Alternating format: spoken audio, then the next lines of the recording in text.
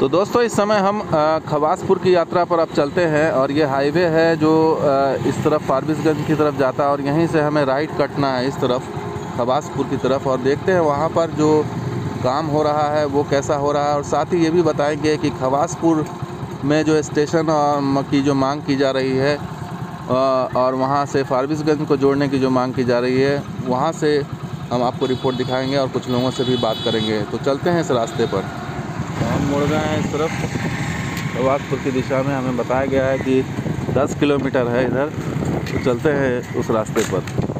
ये खवासपुर का रास्ता कट जाता है 4 लेन हाईवे से और यही खवासपुर जो जगह है उसी को जोड़ने की मांग की जा रही है फारबिसगंज से, क्योंकि जो फारबिसगंज वाले लोग हैं उनकी कनेक्टिविटी इस गलगलिया अररिया रेल लाइन से खवासपुर के पास से ही हो सकती है अच्छे से। तो हम यात्रा पर हैं खवासपुर की और खवासपुर में हमें जैसे रास्ते में हम आए तो हमें ये रेल लाइन दिख गई और इस पर जो मिट्टीकरण का कार्य हो रहा है, ये डंपर लगातार आते हुए हमें दिखाई दी। सुबह का वक्त है और लगातार मिट्टी लेकर के जो ट्रक्स हैं और डंपर है वो जाना आना उनका हो रहा है। ये पुल पर इस समय अब एक है और पुल के किनारे किनारे आप देखिए यहाँ पर ये इस तरफ गलगलिया की तरफ का ये रास्ता है और इस तरफ पुल के अगर इस तरफ देखें तो इस तरफ भी मिट्टी का ढेर नज़र आ रहा है और ये दिखा रहा है कि किस तरह से खवासपुर को कनेक्ट करने के लिए जो है वो काम तीव्र गति से चल रहा है।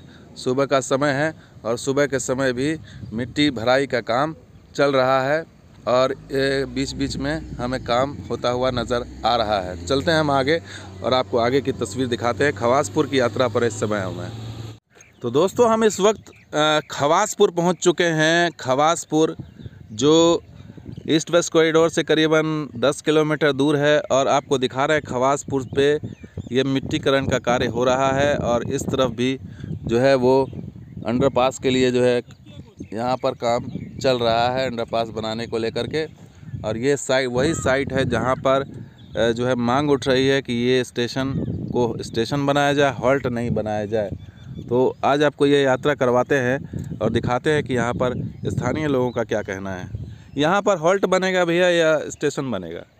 यहाँ पर अब इधर आ जाइए। बनना तो स्टेशन चाहिए, लेकिन अभी तक फाइनल नहीं हुआ कि हॉल्ट बनेगा या स्टेशन। लेकिन मांग उठ रहा था कि इसको स्टेशन बनाया जाए ताकि फारबिसगंज भी जाना आसान हो जाए और अररिया भी आसान हो जाए।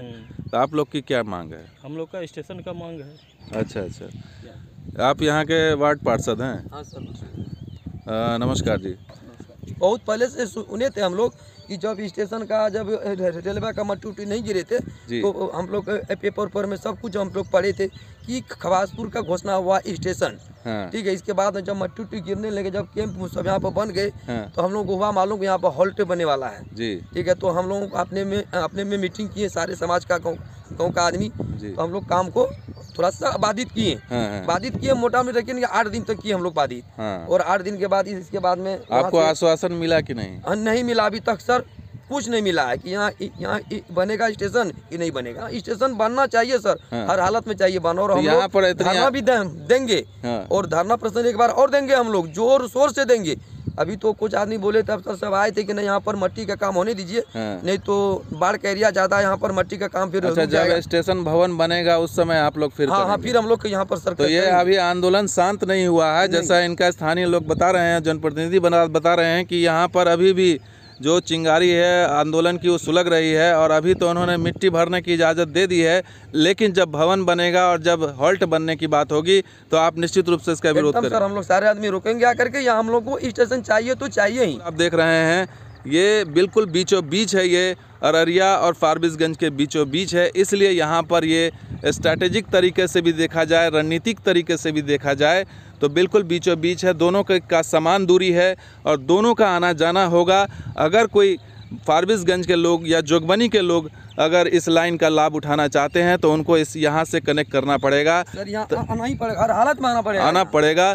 और अगर नहीं किया तो फिर इनको अररिया जाना होगा और फिर वहाँ से अररिया से फिर उनको फारबिसगंज और जोगबनी जाना पड़ेगा, जो कि लंबा पड़ेगा। ये स्थिति अभी ग्राउंड रिपोर्ट यहाँ की आप देख रहे हैं खवासपुर की, जो हम ईस्ट वेस्ट कॉरिडोर से 12 किलोमीटर का ट्रैवल करके 10 किलोमीटर का ट्रैवल करके हम खास तौर से यहाँ पर आए हैं, चूँकि ये चर्चा का विषय बना हुआ है पिछले कई महीनों से। जब से यहाँ पर काम शुरू हुआ है तब से लोगों में संशय थी कि ये हॉल्ट बनेगा, ये स्टेशन बनेगा, लेकिन अभी भी वो क्लियर नहीं हुआ है। और शुरुआती आश्वासन पर तो यहाँ के स्थानीय निवासी ने काम शुरू करवा दिया है यहाँ पर मिट्टी भरण का, लेकिन आगे आने वाले दिनों में रेलवे के लिए बहुत चुनौती आने वाली है और उसको ये स्पष्ट करना पड़ेगा कि यहाँ पर स्टेशन बनना है या हॉल्ट बनना। अगर हॉल्ट बनेगा तो स्थानीय लोग इसके लिए तैयार नहीं हैं। हम लोग फिर सरकार से अपील करेंगे और एमपी साहब से अपील करेंगे कि हमारे खवासपुर ये स्टेशन सर बनना चाहिए और बनना चाहिए, क्योंकि हमारे खवासपुर हमारे एमपी साहब की जन्मभूमि है।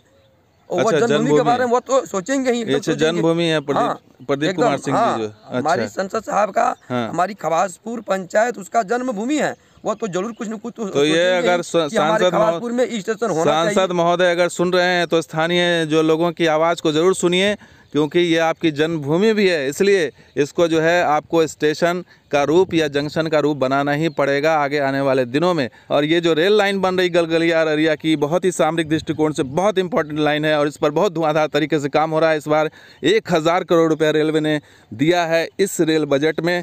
इसी से आप अंदाज़ा लगा सकते हैं कि इस काम को किस तरह से पीएमओ के प्रधानमंत्री के स्तर पर इस काम को जो है लिया जा रहा है और बहुत ही हाई प्रायोरिटी पर इसको काम को किया जा रहा है। कुछ और लोग हैं यहाँ पर, आपकी भी मांग है क्या कि यहाँ पर स्टेशन बनना चाहिए? हाँ सर। क्यों स्टेशन यहाँ हॉल्ट बनेगा तो उसमें क्या दिक्कत है आपको? नहीं दिक्कत है सर, यहाँ स्टेशन बनेगा, खवासपुर बहुत नामी गामी आदमी है, यहाँ बहुत लोग आते हैं जी, इस कारण से स्टेशन यहाँ बनना चाहिए ताकि। तो हम इस समय खवासपुर में आपको दिखा रहे हैं कि जनता की आवाज़ क्या है, यहाँ के लोगों की आवाज़ क्या है, और सबकी एक ही मांग है यहाँ पर कि ये हॉल्ट ना बने, स्टेशन बने या जंक्शन बने। इसके पीछे क्या आप लोग का कारण लगता है? सर हम लोग को स्टेशन चाहिए ही चाहिए।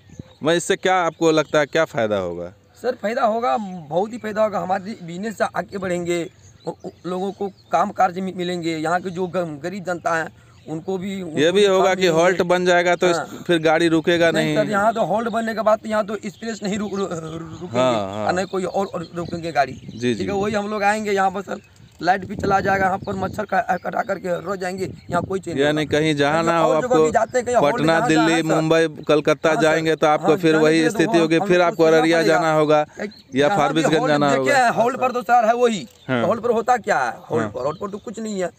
और हमारे खवासपुर मार्केट या कश्मीर है सर, अगर कश्मीर में अगर स्टेशन बने नहीं तो और कहाँ बनेगा? नहीं बनाया तो आप लोग क्या करेंगे? आंदोलन करेंगे? हम लोग आंदोलन करेंगे ये थे और करेंगे, काम रोक भी सकते हैं, बहुत काम भी कर सकते हैं। एक बार काम रोक दिए थे काम भी रुक चुका है। अच्छा ठीक है, इस बार नहीं बनेगा तो इस बार भी काम रुक जाएगा, तो काम भी रोक सकता है, ये भी है। पहले हम लोग सुने थे कि यहाँ स्टेशन खवासपुर में है, तो फिर स्टेशन गया कहाँ सर? तो इसका मतलब बाद में बदल दिया गया।